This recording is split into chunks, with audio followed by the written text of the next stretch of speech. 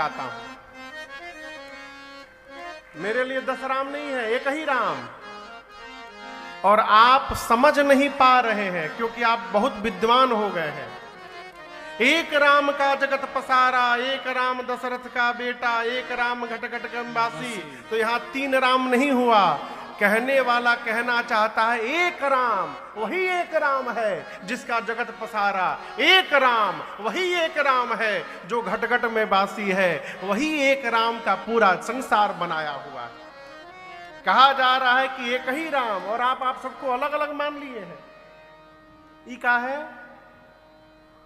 ये बुद्धि का बमन है, बुद्धि का बमन है। अपने इष्ट में निष्ठ रहिए। हमारे लिए एक ही राम। आप में से जो कन्हैया के भगत होंगे ना, कन्हैया वाले कितने बैठे हैं यहां पर? श्री कृष्ण के उपासक कितने लोग हैं? हाँ। अब बाकी सब राम जी वाले हैं। राम जी वाले कितने हैं? हाँ चलिए, हाँ राम जी वाले हैं। तो घबराने की बात नहीं है। कन्हैया वाले जो भक्त यहां बैठे हैं, आप राम कथा भले सुनिए, लेकिन अपने भगवान कृष्ण में निष्ठावान रहिएगा। यदि कृष्ण में निष्ठावान रहिएगा तो राम के भीतर ही आपको कृष्ण का दर्शन प्राप्त हो जाएगा। ये निष्ठा है। गोस्वामी तुलसीदास जी महाराज श्रीधाम वृंदावन गए, तो वहां एक मंदिर में गए। ये मैं सत्य घटना सुना रहा हूं। अभी भी कभी वृंदावन जाइएगा तो दर्शन करिएगा। तो वहां गए तो एक कन्हैया के मंदिर में गए, तो पुजारी जी ने कहा कि प्रणाम करिए। गोस्वामी जी प्रणाम नहीं किए। अरे आप भगवान को प्रणाम नहीं कर? प्रणाम है, भगवान है, ठीक है। तुलसी मस्तक तबे झुके जब धनुष बाण हो हाथ। गोस्वामी जी कहते हैं मैं सब जगह माथा नहीं झुकाता हूं, मैं वही सिर झुकाता हूं जहां मुझे हाथ में धनुष बाण दिखाई देता है। जहां मेरे रघुनाथ जी दिखाई पड़ते मैं वहां दंडवत करता हूं। और जब गोस्वामी जी ये बात बोले, आप इस बात को सत्य मानिए, कन्हैया की मूर्ति में से मुरली हट गई और भगवान श्री कृष्ण धनुष बाण लेकर के प्रकट हो गए वहां पर, और गोस्वामी तुलसीदास जी को दर्शन प्रदान किए। आज भी श्रीधाम वृंदावन में उस मंदिर में भगवान कृष्ण मुरली लेके नहीं खड़े हैं, कन्हैया वहां धनुष बाण लेकर के खड़े हैं आज भी। तो इष्ट में निष्ठ रहिए। जैसे प्रश्न किया भरद्वाज जी ने, याज्ञवल्क्य ऋषि मुस्कुरा गए। कहे भरद्वाज जी, मैं आपकी चतुराई समझ गया। आप राम जी की गूढ़ कथा सुनना चाहते हैं, इसलिए आप मूढ़ बन करके प्रश्न कर रहे हैं मेरे से। चतुराई तुम्हारी मैं जानी। यहां देखिए चतुराई शब्द का प्रयोग किया याज्ञवल्क्य ऋषि ने। वर्तमान समय में चतुराई शब्द को बहुत बुरी दृष्टि से देखा जाता है। कहते बहुत चतुर आदमी है, बच के रहियो उससे, कब चूना लगा देगा पता नहीं चलेगा, बहुत चतुर आदमी है सरकार। लेकिन ये गलत व्यवहार है। चतुर कौन है जानते हैं? सुरेश जी चतुर आदमी है। क्यों? जीवन के झंझावात में रहने के साथ ही, संसार के व्यवहार को करने के साथ भी, जो भगवत कथा सुनने का, भगवत नाम लेने का परमार्थ की रचना बना डाले, वो जीव चतुर आदमी है, वो चतुराई कर रहा है। गोस्वामी जी कहते हैं चतुर शिरोमणि ते जगमाही, जे मनि लाग सुजतन कराही। है जो भगवत नाम ले रहा है समय निकाल निकाल करके, वो चतुर आदमी है। याज्ञवल्क्य ऋषि बोले भरद्वाज जी, मैं आपकी चतुराई समझ गया। आप राम जी की कथा श्रवण करना चाहते हैं? आपको मैं कथा सुनाऊंगा, लेकिन उससे पहले एक दूसरी कथा सुनाता हूं। और याज्ञवल्क्य ऋषि कथा को लेकर त्रेता युग में गए। किस युग में? जोर से कहिए, त्रेता युग। हाँ, राम जी भी त्रेता युग में चले गए। ऐसे लगाइए। देखिए हमने रघुनाथ जी, हाँ, ये भी कथा सुनते बैठ के।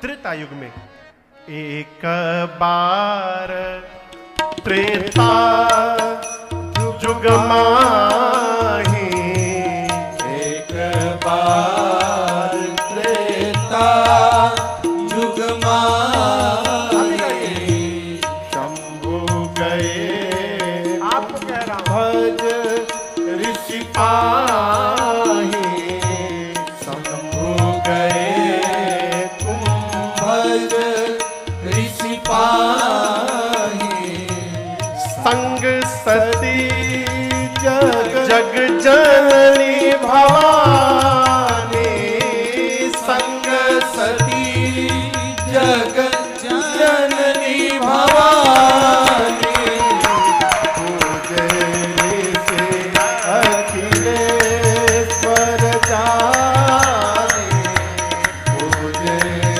से अखिलेश्वर जाने, पूजे से अखिलेश्वर जाने, पूजे ऋषि अखिलेश्वर जाने। गोस्वामी जी कहते हैं एक बार त्रेता युग में, किस युग में? 4 युग है, सतयुग, त्रेता, द्वापर और कलयुग। एक बार त्रेता युग में भगवान शंकर अपनी अर्धांगिनी पार्वती मैया नहीं, पार्वती मैया पिछले जन्म में सती मैया थी, तो सती मैया को साथ में लेकर भगवान शंकर कैलाश पर्वत से नीचे उतरे और भारत के दंडकारण्य में, पश्चिम भाग में दंडकारण्य में अगस्त्य मुनि का आश्रम था, वहां राम कथा सुनने चले गए। साथ में मां भवानी है, सती जी। अब आप कल्पना करिए, बिना किसी इंफॉर्मेशन के अचानक आपके घर के दरवाजे पर शंकर भगवान प्रकट हो जाएं और आप जब उनको घर के बाहर देखेंगे तो आपकी क्या गति होगी? जीव बावला हो जाएगा, है? अगस्त्य मुनि भगवान शिव को द्वार पर देखे तो नाचने लगे, ले जाकर बिठाएं आसन पर, मैया और बाबा बैठे और पांव में बैठकर अगस्त्य मुनि भगवान शंकर के पांव पखारकर पूजा करने लगे। अब यहां दर्शन करिए, एक बड़ी अद्भुत बात मैं आपसे निवेदन करूं, कोई व्यक्ति यदि आपको सामने से झुक करके प्रणाम कर रहा है, इसका अर्थ ये ना निकालिएगा कि वो आपसे कमजोर है। वो आपको इसलिए प्रणाम कर रहा है क्योंकि उसका संस्कार ऐसा है कि वो सामने वाले को अपने से बड़ा मानता है, इसलिए प्रणाम कर रहा है। ये उसके संस्कार है। ये ना समझ लीजिए कि वो आपसे कमजोर है इसलिए प्रणाम कर रहा है। भरद्वाज जी अगस्त्य मुनि भगवान शंकर के शरण में बैठकर पूजन करने लगे। सती जी और शंकर जी दोनों साथ में हैं, लेकिन यहां दर्शन करिए, एक साथ रहने वाले लोगों के विचार कितने अलग अलग होते हैं। शंकर भगवान देखे तो शंकर भगवान गदगद हो गए, कहे धन्य है मुनिवर, हम तो यहां श्रोता बनकर के आए हैं कथा सुनने के लिए। आप कथावाचक हैं, नियम से आपको ऊपर बैठना चाहिए, हमको नीचे बैठना चाहिए, लेकिन आप वक्ता होने के बाद भी श्रोता के चरण की पूजा कर रहे हैं। आपको तनिक भी अभिमान नहीं है वक्ता होने का। हे अगस्त्य ऋषि, आप धन्य हैं। ये किसने सोचा? शंकर जी ने। वहीं सती मैया क्या सोच बैठी? सती मैया सोचने लगी, इनको कथा सुनानी है, ये वक्ता हैं और वक्ता होके ये श्रोता की पूजा कर रहे हैं, इसका मतलब छोटे हैं अभी हम लोगों से, ये इनका ज्ञान भी कम है। अब बाबा भी कहां कहां लेके चले आते हैं, ये कौन सी राम कथा सुनाएंगे? अभी कथा प्रारंभ नहीं भई सरकार, अब पहले मन में बन गया ई का कथा सुनई है। हम लोग अपनी जो पहली राम कथा गाने गए ना, उत्तर प्रदेश के बलिया में, आप उस समय नहीं थे। हाँ। तो आचार्य जी मैं घटना सुनाऊं। पहली मेरी राम कथा थी कलकत्ता के बाहर, 9 दिन की। पहली कथा तो ऐसे कलकत्ता में हुई, तो बाबूजी लोग ही ऑर्गेनाइज किए थे। उसके बाद बाहर किसी ने बुलाया, तो मैं 2011 में 4 से 12 नवंबर बिरवार बाली बलिया, हमारे एक मित्र है राकेश सिंह, वो कथा कराए, मैं वहां कथा गाने गया। तो सरकार जब हम लोग गए ना, तो वहां जब वो राकेश बाबू होल्डिंग लगाते थे ना नगर में, तो नगर वाले बैठ के हंसते थे, ये कथा कराएंगे, ये कथा होगी। उनके घर में विद्रोह हो गया, उनके पिताजी चाचा जी गुस्सा गए, नाक कट जाएगी, क्या तुम कर रहे हो, कथा कौन सुनने आएगा यहाँ पर। अब वो बोले महाराज जी तो चल दिए हैं ट्रेन से, हम नाक कटे चाहे रथे रहे, कथा तो कल से होगी। हम लोग गए। पहले दिन पंडाल में कितने लोग थे मालूम है? 20 लोग। 20 लोग। हमें अपने लिए तो वही 20 लोग 20,000 के बराबर है। कथा गाने का सौभाग्य मिल गया है, पहली बार कोई बुलाया है अपने लिए। अपने तो इसी में डूब रहे थे। 4-5 दिन जब कथा हुई ना, उसके बाद भीड़ शुरू हुई। 9वें दिन आते आते 5,000 से ऊपर लोग हो गए। तो 4 दिन बाद राकेश जी आए और आकर हमसे बोले कि महाराज जी, गांव के लोग कह रहे कि कथा यदि 4-5 दिन और आगे बढ़ जाती। क्यों? तो शुरुआत में लोग भ्रम में थे इसलिए आए नहीं, लेकिन जब कथा सुनने लगे, आनंद आने लगा, तो पछतावा हो रहा है 4 दिन क्यों नहीं गए। तो पूरा गांव निवेदन कर रहा है कि कथा 3-4 दिन और आगे बढ़ जाए। तो ये तो नहीं होगा, कथा तो 9 दिन ही होगी, हम फिर आएंगे बाद में। और उस स्थान पर हम लोग 4 बार राम कथा गा चुके हैं, 4 बार। 2027 में 5वीं बार गाने जाएंगे। अब ये क्या है? पहले मन में यदि बैठ गया कि ये क्या सुनाएंगे, तो हम पंडाल में रह के भी नहीं सुन पाएंगे। हुआ ऐसे ही। गोस्वामी जी कहते हैं कि राम कथा मुनि बरज बखानी। मुनिवर अगस्त ऋषि ने राम कथा सुनाई। बैठे कितने लोग हैं सुनने के लिए? कितने लोग बैठे सुनने के लिए? 2, शंकर जी और सती मैया। लेकिन सुना किसने? सुनी महेश परम सुख मानी। केवल भगवान शिव ने कथा को श्रवण किया। सती मैया बैठी रही बस बगल में। कथा पूरी भई।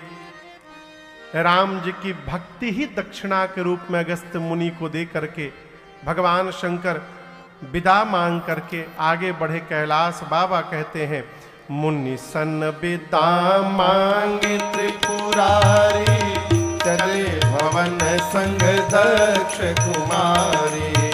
तेहि अवसर भंजन मई भारा, हरि रघुवंश लीन अवतारा। पिता बचन तजिराज उदासी, दंडक बन विचरत अविनाशी। पिता बचन तजिराज उदासी, दंडक बन विचरत अविनाशी। बाबा कहते त्रेता युग का समय था। उस समय राम जी अवतार ले चुके थे, और केवल अवतार नहीं, अवतार लेकर राम जी 14 वर्ष के वनवास में उसी दंडकारण्य के पंचवटी में राम जी थे। जिस समय शंकर जी कथा सुनने गए हैं, उस समय राम जी अवतार लेकर के पंचवटी में थे मैया भैया के साथ। और जिस दिन भगवान शंकर कथा सुनकर के वापस चले हैं, उसी दिन उनके चलने से 1 घंटा पहले रावण नीचे आया। अब मेरी मां को लेकर के गया लंका। नीचे धरती पर राम जी लक्ष्मण जी सीता मैया को ढूंढते हुए रो रहे हैं और ऊपर से भगवान शंकर वापस जा रहे हैं और मन में सोच रहे हैं जिन प्रभु की मैंने कथा सुनी है वो प्रभु नीचे ही लीला कर रहे हैं। के ही विधि दर्शन हो, कैसे दर्शन मिलेगा। अभी शंकर जी सोच ही रहे थे तब तक नीचे राम जी रोते हुए दिखाई पड़ गए। किसको दिखाई पड़ गए? किसको दिखाई पड़ गए? शंकर भगवान को। बाबा देखे तो डमरू बजाकर नाचने लगे। ए जी शंभु समायात ही राम देखा, शंभु समायात ही राम देखा, उपजा ही अति हरस विशेखा, उपजा ही अति हरस विशेखा, उपजा ही अति हरस विशेखा। जैसे भगवान शंकर ने राम जी को रोते हुए देखा, राम जी तो जानते सब लीला चल रही है। बाबा प्रसन्न होकर बोले, बोलिए सच्चिदानंद भगवान की जय। जय सच्चिदानंद भगवान की जय। सच्चिदानंद भगवान की जय जयकार करके शंकर जी आगे बढ़ गए। अब यहां दर्शन करिए, शंकर भगवान की इस जय जयकार ने सती मैया को भ्रम में डाल दिया। कैसे डाल दिया? सती मैया सोचने लगी ये सच्चिदानंद है, ये अपनी पत्नी के लिए रो रहे हैं, कहीं भगवान भी पत्नी के लिए रोते हैं का? आप बताओ। अच्छा आप बताओ, भगवान भी कहीं रोते हैं? मैं पूछ रहा हूं, यदि आप भगवान के पास अपन दुखड़ा सुनाने जाइए और आपको दिखाई पड़ेगी भगवान खुदे रो रहे हैं, तो आप क्या सुनाइएगा दुखड़ा? आपको एक घटना सुनाऊं। आप लोगों को पता होगा, भगवान ने अहिल्या जी पत्थर की थी, भगवान ने पांव से चरण रस से स्पर्श कराया और वो पत्थर की अहिल्या सही में अहिल्या मैया बन गई, स्त्री बन गई, पत्थर स्त्री में परिवर्तित हो गया। राम जी जब चित्रकूट रहते थे ना, चित्रकूट में जब थे सुरेश जी, तो भगवान संतों का भंडारा कराया करते थे। अगल बगल के ऋषि मुनि चित्रकूट रघुनंदन छाए, समाचार सुनि सुनि मुनि आए। तो मुनियों को राम जी यदा कदा महीने में 1-2 बार भंडारा कराते थे। तो भंडारा में सरकार सब ऋषि मुनि आते थे। ऋषि मुनि आके देखते थे कि राम जी आराम से बैठे हैं, सीता मैया सारी व्यवस्था कर रही हैं, भोजन बना रही हैं। ये देखकर मुनियों को बड़ा कष्ट होता था। मुनि लोग सोचते थे बताओ, एक राम जी है, कुछ नहीं करना पड़ता, चकाचक बैठे रहते हैं, सीता जी भोजन बना देती हैं। एक हम लोग हैं अकेले, सब करो, राशन लाओ, बासन लाओ, बर्तन धो, सब्जी सुधारो, पकाओ, खाओ। यदि हम लोग के पास भी एक स्त्री रहती तो ये कसम नहीं करना पड़ता ना। सारे मुनि सोचे, तो मुनियों ने मीटिंग करके एक उपाय निकाला। मुनि लोग सोचे सुने थे कि राम जी पत्थर को छू के स्त्री बना दिए थे। सब मुनि लोग सोचे क्यों ना हम लोग भी अपने अपने आश्रम में एक पत्थर ला के रख लेते हैं। जब राम जी आएंगे तो राम जी के पांव से छुला छुला कर उसको स्त्री बनवा लेंगे, अब वो फिर हम लोग को आनंद में बीतेगा हम लोग का भी समय। तो जो महात्मा जैसे थे, मोटे महात्मा मोटा पत्थर लेके रखे थे, दुबले पतले महात्मा दुबला पतला पत्थर लेके रखे थे। सब अपने अपने साइज के हिसाब से, हाँ, सब अपने अपने हिसाब से पत्थर लेकर के अपने अपने आश्रम में रखे थे। राम जी को जब ये पता चला, लक्ष्मण जी बोले भैया रिएक्शन हो गया है। बोले क्या रिएक्शन हो गया है?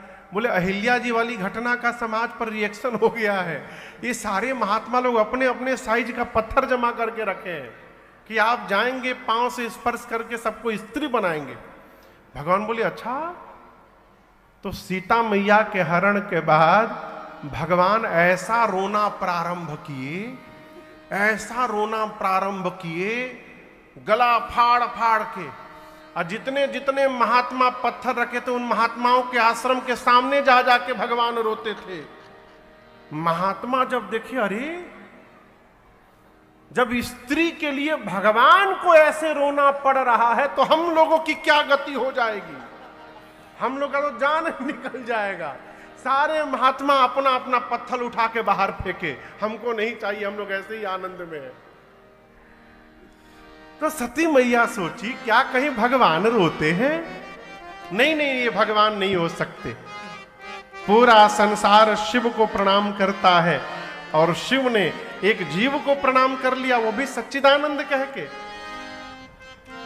शंकर भगवान लगे समझाने, देवी मुनि धीर जोगी सीध संतत विमल मन जेहि ध्यावहि कहि नेति निगम पुराण आगम जासु कीरति गावहि सोई राम व्यापक ब्रह्म भुवन निकायपति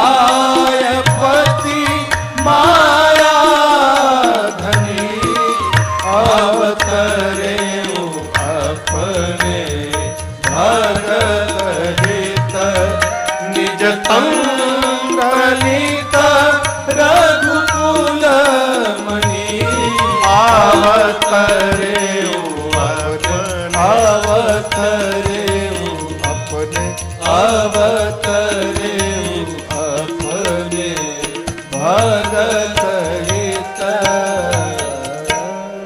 भगवान शंकर ने कहा, देवी जिन राम जी की कथा अगस्त्य मुनि ने हम लोगों को सुनाई, जिन राम जी की भक्ति मैंने दक्षिणा के रूप में अगस्त्य मुनि को प्रदान की, ये मेरे वही इष्ट प्रभु श्री राम हैं, प्रणाम करिए। सती मैया मानने को तैयार नहीं है। अंत में देहा दर्शन करिए, शंकर जी 3-4 बार केवल समझाएं। जिसको समझना होता है ना 3-4 बार में ही समझ जाता है। जो बार बार कहने के बाद भी नहीं समझ रहा है उसको समझाना नहीं चाहिए, अपने को समझा लेना चाहिए कि अब इनको समझाना नहीं है। क्यों नहीं है? बिना भुगते नहीं समझेंगे, समझेंगे भुगतने के बाद समझेंगे। शंकर भगवान बोले, देवी यदि आपको संशय है तो जाके परीक्षा ले लीजिए उनकी, वो कौन है। सती मैया परीक्षा लेने गई और शंकर भगवान इधर सोचने लगे, मोरे कहे न संशय जाहि विधि विपरीत भलाई नाहि। शंकर भगवान कह रहे हैं कि मैं समझा रहा हूं और सती के समझ में बात नहीं आ रही है। इसका अर्थ है कि विधाता सती से विमुख हो गए हैं। विनय बाबू, जीवन में जब अपने से बड़ों की बात समझ में आनी बंद हो जाए तो ये मान लेना चाहिए कि हमारा विनाश अब निकट आ गया है।